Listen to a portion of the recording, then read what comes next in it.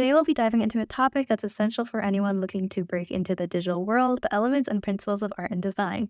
Now, I know that design can seem a little bit scary, especially when you're just starting out, but trust me, once you've mastered all of these elements, you're going to be a pro at designing social media, posts, marketing assets, and so much more.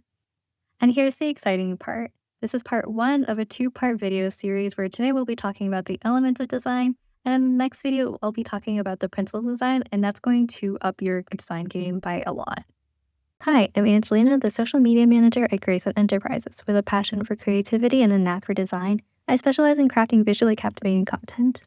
The first element we're exploring is line. Lines are the basic building blocks of all visual art. They can be straight, curved, thick, thin, and they can create patterns and shapes and even textures. You can think of them as a skeleton that gives structure to a piece. These are typically considered to be 1D. Next up, we have shape. Shapes are created when lines come together to enclose a space. They are geometric, like squares and circles, or organic shapes like leaves and clouds. Shapes give form and structure to a composition. These are considered to be 2D. Moving on to form, unlike shapes, forms have 3 dimensions, so 3D, length, width, and depth. They give an object a sense of volume and space. So think of a sphere or a cube. These are 3-dimensional forms. Now let's talk about color. Color is incredibly powerful. It can invoke emotions, set the mood, and create visual interest. So understanding how the color wheel and how different hues interact with each other is key to creating visually appealing artwork.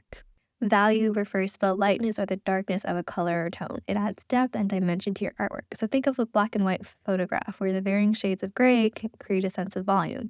It's not only black and white. Colors can also have value to them.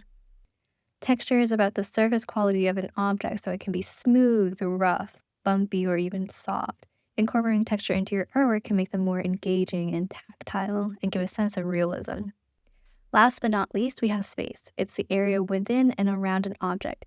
Understanding how to use the positive and negative space can help you create balance, harmony, and a sense of depth in your compositions. And there you have it, the 7 essential elements of art and design. Remember, all of these elements work together to create visual magic. Experiment, play, and most importantly, have fun in your own creations. If you found this video helpful, don't forget to thumbs up and subscribe for more awesome art and design content. Thanks for joining me today, and until next time, keep creating.